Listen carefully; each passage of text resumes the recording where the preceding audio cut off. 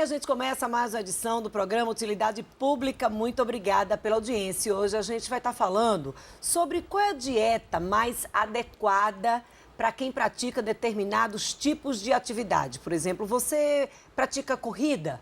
O que você deve comer no pré-treino? Será que tipo de suplemento é indicado para esse tipo de esporte? Sobre esse assunto, a gente vai bater um papo a partir de agora com o médico nutrólogo, o doutor Danilo Valadares. Doutor Danilo, muito obrigada pela presença do senhor aqui no Utilidade Pública. Inicialmente, eu já queria a gente tentar esclarecer para quem está em casa essa diferença.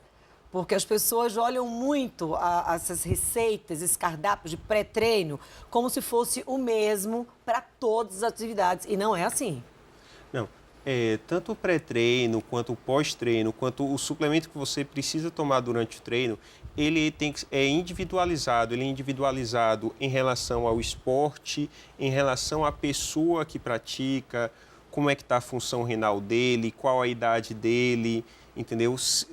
Também é individualizado em relação ao tempo, se o tempo for um tempo frio ou se for um tempo mais quente, isso vai alterar. Por exemplo, a gente avaliando assim de uma forma, a gente está falando de uma forma grosseira, porque a gente não está tomando como base um paciente específico, um atleta específico, a gente não está medindo aqui o peso, a gente não está calculando o peso de uma pessoa para falar sobre esse assunto. Mas, por exemplo, uma atividade de longa duração, por exemplo, aquelas corridas mais longas, 10, 20 quilômetros, qual é a diferença entre o tipo de, o que se deve, o que o atleta deve comer para esse tipo de atividade, ou pré-treino, pós-treino, e um atleta que pratique uma atividade, por exemplo, mais curta, mais de alta intensidade, como hoje a gente está vendo muito no caso do CrossFit? Pronto. O pré-treino, ele é bastante parecido. A pessoa tem que comer uma comida leve, carboidratos simples, como, por exemplo, uma batata inglesa, um pão branco. E, assim, o que vai mudar é durante o treino. A questão, se a atividade for de curta duração, você não precisa fazer uma hidratação com reposição de eletrólitos, que são sais minerais. Enquanto a pessoa que vai fazer uma atividade de longa duração, ela vai precisar. E se for uma atividade de fundo, a gente vai ter que também administrar a glicose no suplemento durante o treino. Então, a pessoa vai se reidratar e a hidratação vai ter um pouco mais de glicose do carboidrato para dar mais energia para a pessoa durante a atividade. Não há uma receita de bolo? Não há uma receita de bolo. Isso depende bastante da pessoa. Então, a gente vai ter que calcular de acordo com a intensidade e duração da atividade e com as características do paciente. E é bom a gente esclarecer, a gente está falando aqui de alimentação saudável. Não, alimentação saudável é indicado para todo mundo. O que a gente está tentando trazer aqui é tentar mostrar que não há uma receita de bolo para pré-treino e pós-treino, para essas várias atividades que são desenvolvidas. E além disso, a quantidade de proteína, por exemplo, você tem que levar em consideração a quantidade de proteína que a pessoa vai ingerir no dia inteiro. Então, não é comer de qualquer jeito no dia inteiro e fazer um pré-treino e um pós-treino, não. A pessoa tem que... quando a gente faz a orientação alimentar da pessoa, a gente tem que levar em consideração tudo isso. Por exemplo, a pessoa, ela consome muita proteína com frango. Essa pessoa, qual o quantitativo que essa pessoa ela deve comer? A gente teria como pegar uma pessoa mais assim... Mais ou menos 50 gramas de frango tem mais ou menos 50 calorias, 65 calorias. Então, você vê essa quantidade de calorias no frango, grande parte do frango é a proteína, mas também grande parte é gordura.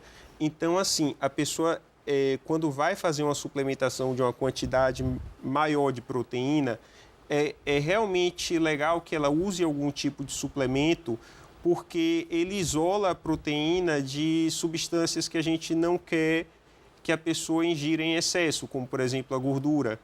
Então, ele tem essa vantagem. Fora, assim, existe diferença da velocidade de absorção. Uma proteína de um frango, ela é digerida mais rápida que a proteína de uma carne.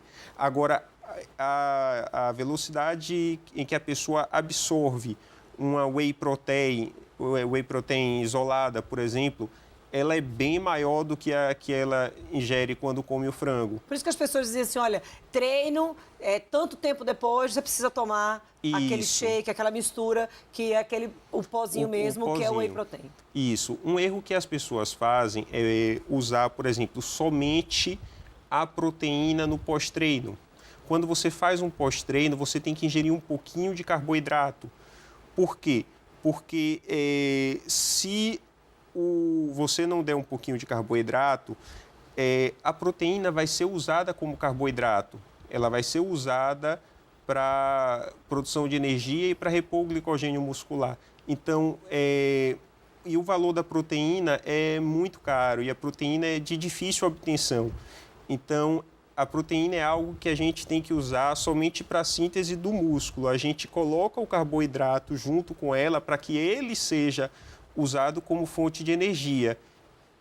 A proteína não deve ter esse fim. E aí, obviamente, o senhor está trazendo esse exemplo, porque a gente sabe que é comum.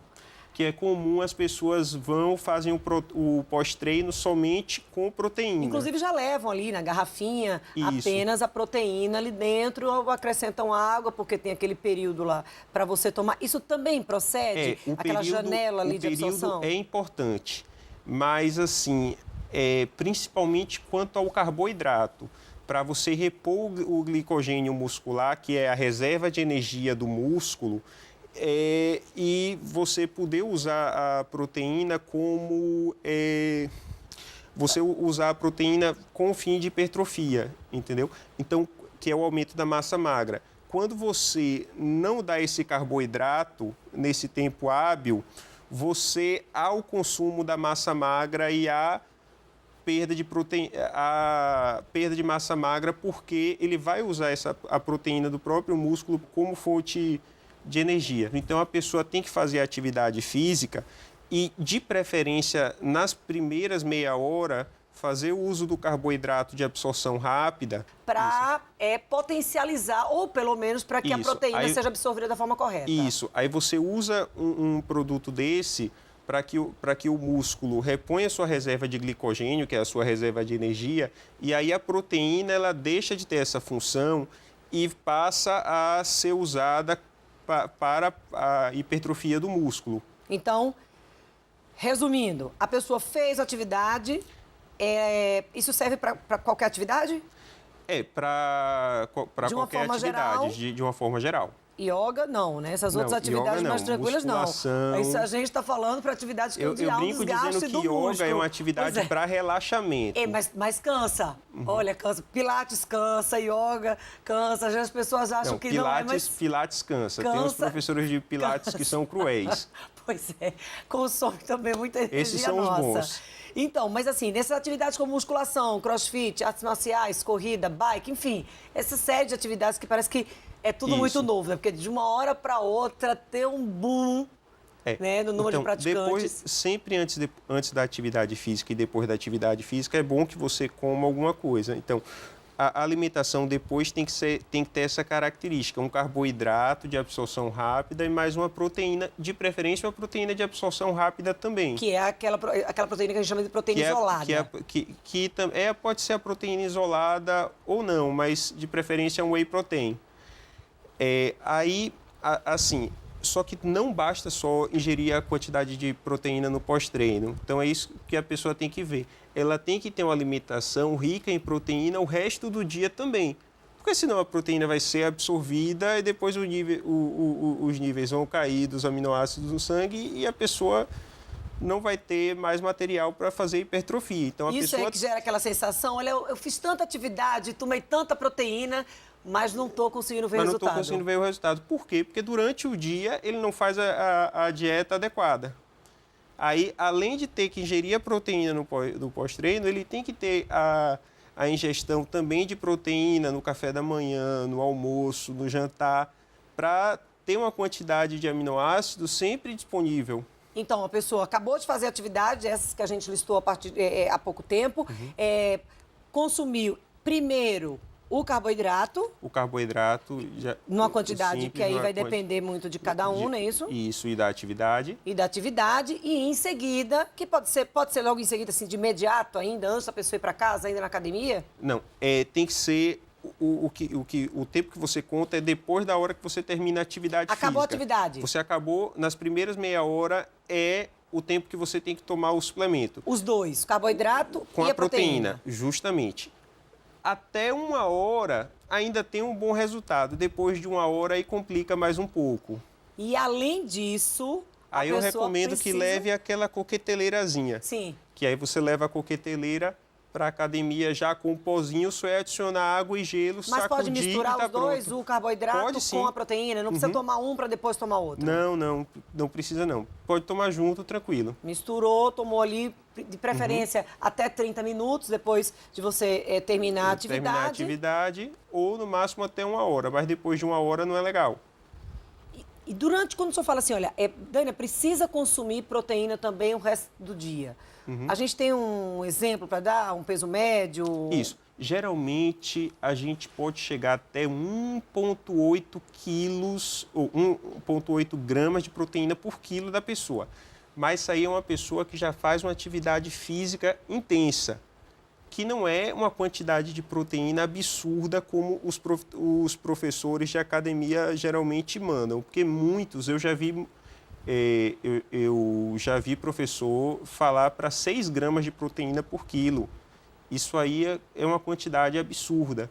Então, o rim ele vai tolerar bem até numa pessoa normal, que não tenha nenhum problema de saúde, até 2 gramas por quilo, mas mesmo assim já é uma quantidade não recomendável. E isso é para um halterofilista assim, profissional. E aí tem que beber, tem alguma coisa para poder preparar esse rim para receber toda essa carga de proteína, muito líquido? A pessoa tem que ingerir uma quantidade bem grande de líquido, de água mesmo, porque a pessoa vai ter que liberar esse excesso de ureia que ela produz.